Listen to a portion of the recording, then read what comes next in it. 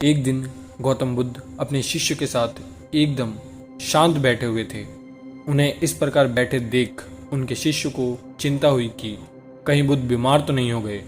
एक शिष्य ने उनसे पूछा, आज आप मौन क्यों बैठे हैं? क्या हम शिष्य से कोई गलती हो गई है? इस बीच एक अन्य शिष्य ने पूछा कि क्या वह अस्वस्थ हैं? पर बुद्ध मौन रहे, कुछ न बोले।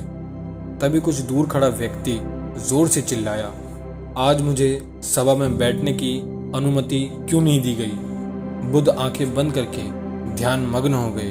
वह व्यक्ति फिर चिल्लाया, मुझे प्रवेश की अनुमति क्यों नहीं मिली? इस बीच एक शिष्य ने उसका पक्ष लेते हुए कहा कि उसे सभा में आने की अनुमति प्रदान की जाए। बुद्ध ने आंखें खोली और बोले, नहीं, वह अछूत है, उसे आज्ञा नहीं दी जा सकती। यह सुन सभी शिष्य को बड़ा आश्चर्य हुआ।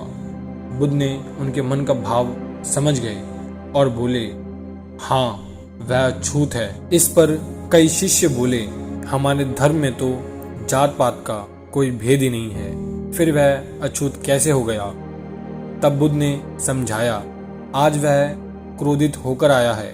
क्रोध से जीवन की एकाग्रता भंग हो जाती है। क्रोधी व्यक्ति प्राय मानसिक हिंसा कर बैठता है, इसलिए वह जब तक क्रोध में रहता है तब तक अछूत रहता है। इसलिए उसे कुछ समय एकांत में ही खड़े रहना चाहिए। क्रोधी शिष्य भी बुद्ध की बातें ध्यान से सुन रहा था। पश्चाताप की अग्नि में जलकर वह समझ चुका था कि अहिंसा ही महान कर्तव्य व परम धर्म है।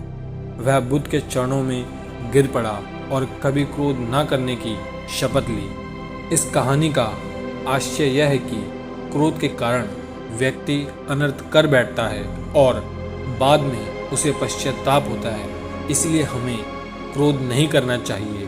असल मायने में क्रोधी व्यक्ति अछूत हो जाता है।